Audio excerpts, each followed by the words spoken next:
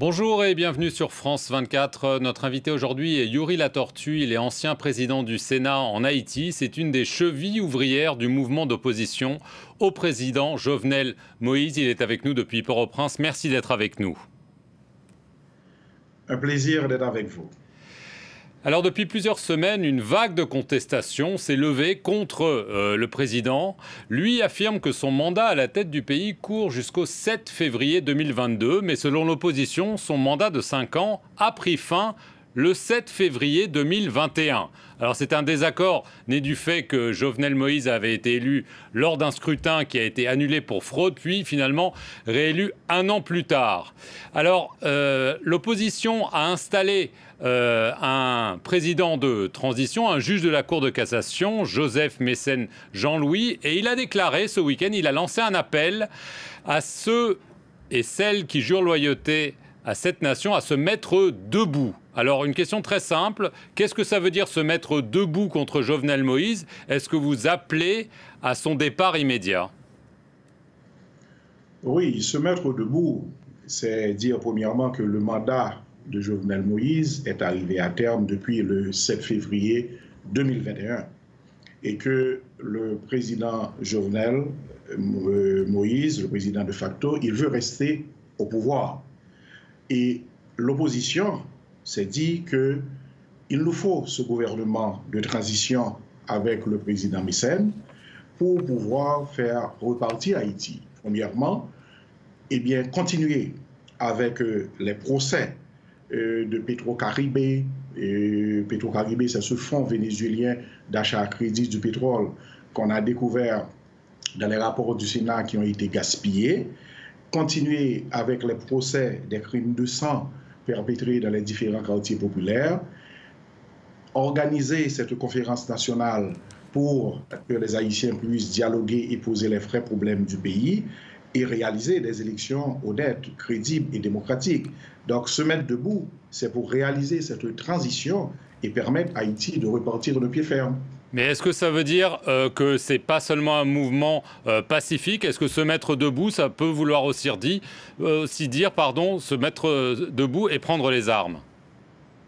Non, se mettre debout, c'est un mouvement complètement pacifique. D'ailleurs, ce n'est pas simplement l'opposition, ce sont tous les secteurs de la vie sociétale. Il y a le secteur religieux, avec l'Église catholique qui a pris position pour le départ du président le 7 février 2021.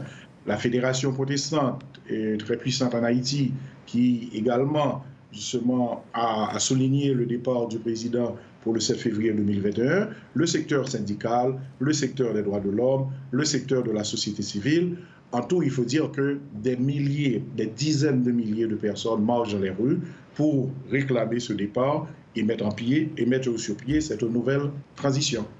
Le problème, en dehors de l'argument constitutionnel, il n'y a pas de cour constitutionnelle qui puisse trancher quand le mandat s'est terminé, mais il y a quand même les Nations Unies, l'Organisation des États américains, le gouvernement américain qui, eux, valident le calendrier électoral défendu par Jovenel Moïse. Ils affirment que son mandat se termine en 2022. Donc, ils ne sont pas d'accord avec vous. Quelle est votre réaction ? Écoutez, ça m'étonne pour l'ambassade américaine qui a pris position pour le 7 février 2022, alors que les trois plus grandes universités américaines, je parle d'Harvard, de Yale University et New York University, eux-mêmes, elles ont pris position pour dire que le mandat de Jovenel Moïse a pris fin, selon la lecture de l'article 134.2 de la Constitution haïtienne, le 7 février 2022. Et en Haïti, on n'a pas de cour constitutionnelle, mais le Conseil supérieur du pouvoir judiciaire, qui est la plus haute instance du pouvoir judiciaire, a tranché et a dit que le mandat de Jovenel Moïse a pris fin le 7 février 2021, selon la lecture de l'article 134.2 de la Constitution. Mais les États-Unis, l'ONU, l'Organisation des États américains, c'est quand même un sacré camouflet pour vous. Est-ce que ça vous scandalise? Est-ce que vous comprenez pourquoi ils le font? Écoutez, l'attitude de cette communauté internationale a été toujours dictée par l'ancien président Donald Trump. Vous savez que le président Donald Trump a signé une entente avec le président Jovenel Moïse, une entente très simple pour dire que, écoutez, moi je vais vous protéger contre les manifestations populaires, puisqu'il y avait de grandes manifestations contre le président Jovenel Moïse pour les faits de corruption, pour des faits de malversation. Et le président Donald Trump a dit, vous allez voter partout pour les États-Unis et moi, je vais vous protéger contre le peuple. Et c'est ce qui a été fait. Mais le président Trump est parti. Est-ce que vous n'êtes pas déçu que l'administration Biden suive à ce moment-là ses traces? Écoutez, la nouvelle administration vient de s'installer. Il y a eu les démocrates au Congrès, les députés.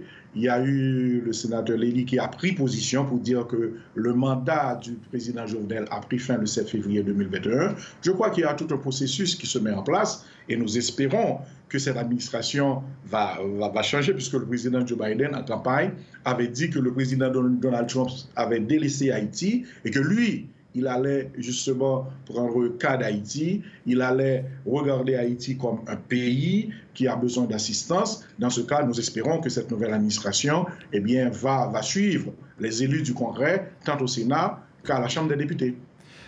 Le pouvoir affirme que plusieurs juges, on a parlé du juge qui a été désigné président de la transition, il y en a un autre, le juge Ivikel Dabrecil, qui a été accusé, sur cette antenne même d'ailleurs par le ministre des Affaires étrangères, d'être l'instigateur non seulement d'une tentative de coup d'État, mais d'une tentative d'assassinat du président Jovenel Moïse.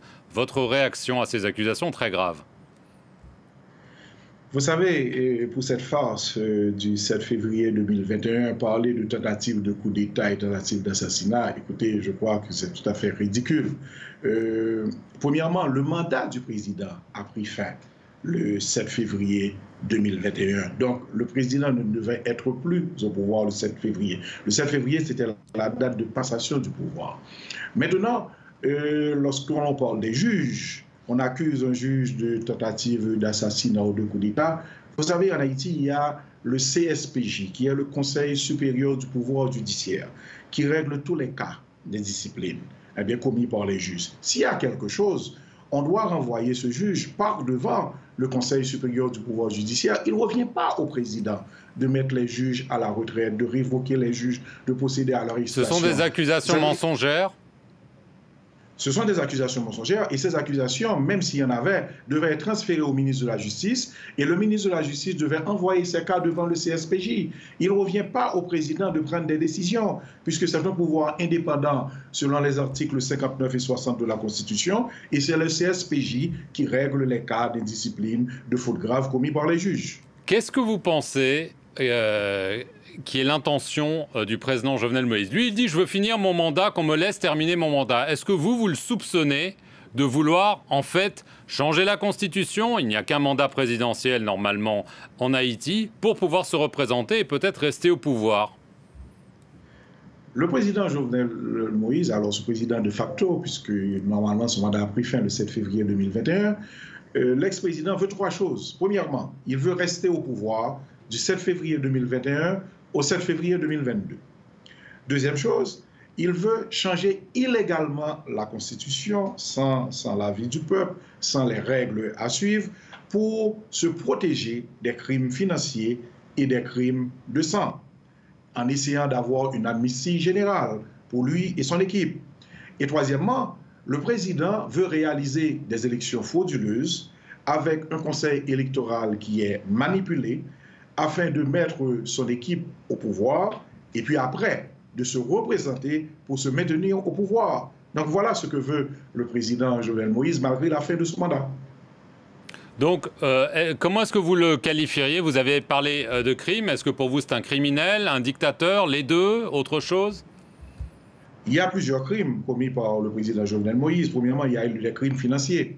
Dans le rapport sénatorial sur Petro-Caribé, où il y a eu des cas de malversation, confirmé par le tribunal le plus élevé du pays, qui est la Cour supérieure des comptes, eh bien, la compagnie du président Jovenel Moïse, Agritance, a été indexée. Et la Cour supérieure des comptes a recommandé maintenant d'envoyer ces dossiers à la justice. Ce qui n'a pas été fait puisque eh bien, ce procès a été bloqué par le gouvernement. La deuxième chose pour les crimes de sang, vous savez que le gouvernement, l'ex-président Jovenel Moïse, il a armé les gens dans les quartiers populaires. Et maintenant, on a toute une série de gangs dans ces quartiers. Et ces gangs ont commis des massacres. Par exemple, les massacres de la Saline, où plus d'une centaine de personnes ont été assassinées, le massacre de Bel-Air. Donc je crois qu'aujourd'hui, l'opposition demande les procès pour ces crimes financiers et les crimes de sang. Et est-ce que vous pensez que c'est un dictateur qui se présente comme un démocrate, mais qu'il fera tout pour s'accrocher au pouvoir, y compris recourir à la force? Vous savez, le dictateur, c'est celui qui a un pouvoir personnel et qui élimine toutes les institutions démocratiques. La démocratie se repose sur les institutions. Le président a renvoyé tout le Sénat, malgré, justement, il y avait des sénateurs qui avaient encore un mandat. Le président a pris un décret pour éliminer les pouvoirs de la Cour des comptes afin d'empêcher tout contrôle. Le président a renvoyé, a mis à la retraite des juges, alors que la Constitution dit que les juges sont inamovibles. Le président a pris des arrêtés pour qu'il n'y ait pas de passation de marché, alors que depuis 2006, tous les marchés de l'État devraient suivre la procédure de passation de marché. Donc, en tout, en Haïti, il n'y a que la présidence, il n'y a que le président Jovenel Moïse, il n'y a plus de contrôle, il n'y a plus de parlement, il n'y a plus de système judiciaire. D'ailleurs, depuis hier, tout le système judiciaire est en grève jusqu'à ce que les lois et la constitution du pays soient respectées. Donc, c'est le président qui gouverne seul avec des décrets, plus d'une cinquantaine de décrets pris en veux-tu, en voilà, sur toutes les questions d'intérêt général et sur toutes les questions du pays. C'est un dictateur. Youri Latortue, je vous remercie beaucoup d'avoir été sur l'antenne de France 24 depuis Port-au-Prince et merci à vous d'avoir regardé cet entretien.